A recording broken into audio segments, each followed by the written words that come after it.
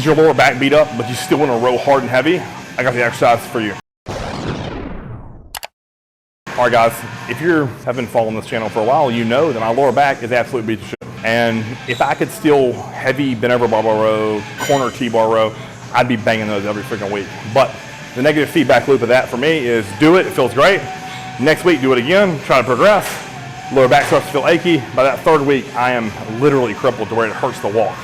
So I wish that wasn't the case because I love those exercises. But for me now at 38 years old, this is not feasible if I care to play sports with my kids and throw a football with my son when he's 15. So we have to find ways to still row hard, row heavy, but protect my low back. So sadly, not all gyms have the classic T-bar row, and I'll get Chaz to post a video of that, of me doing it at West Main. So if your gym doesn't have a T-bar row, this is a great way to replicate it.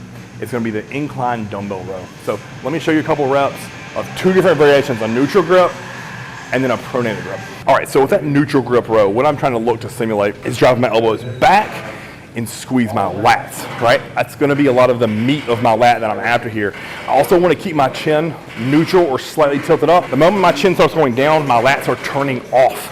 It's a huge mistake I've made in the past of when things get heavy on this, I'd tuck my chin, let it sink, and I'd lose tension on my lats. So with this exercise, what I wanna think about here is driving into the pad with my chest, letting my shoulders come forward and stretch, and then up, back, then I'll fold my shoulders around my body or my spine, so to speak. So that's how I like to do this for a neutral grip. Now, let's say I want to attack more of my upper back. So all the musculature from rear delt to rear delt and everything in the middle, right? We'll do a pronated grip, so let me show you that. All right, so with this, I like to get more on top of the bench. As you can see, my head's off of the bench. And from here, I'm thinking about taking the dumbbells as far apart as possible and squeeze the meat in between my shoulder blades. My elbows are flared. I'm thinking about coming up and making a T. Make a T. Make a T. So that's the thing about taking my elbows and going out and up. Out and up. Again, watch that head alignment. It's very easy to start tucking your chin.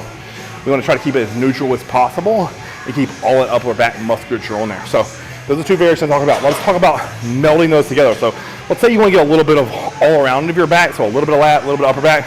Let's do a semi-pronated grip. So let's show those. So head position very similar, but now instead of being pronated or neutral, I'll be right in the middle. So we're here. Now, I like to rip these explosive. Here, bam, 1, 2. All right, so 3 different versions of the incline prone row. Neutral grip, semi-pronated grip, fully pronated. All to target different areas of your back. I'm telling you all, I love this. You can do this first, you can do it in the middle, you can do it at the end of your workout. To me, it doesn't matter. They're all great places for the different application depending upon where your back is lagging. You could do a bunch of things, a top set and a back off. You could do a triple drop set, a rest pause set, anything. You could just do 3 sets and do 15, 12, 10 and get heavier on each one. The key here is working that back, right? Not jerking with your arms, pulling with either your lats, your upper back, traps, rear delts, depending on what grip you're using. So with this exercise, you can take it to the end because you're fully chest supported. You don't have to worry about fucking your lower back up because it's safe. Strap in, pull, if you want big back, while having a beat up low back, this is an exercise you should definitely be doing every single week, progressing at and getting better. If you like this video, guys, like, share, and subscribe. Until next time, Chris TV.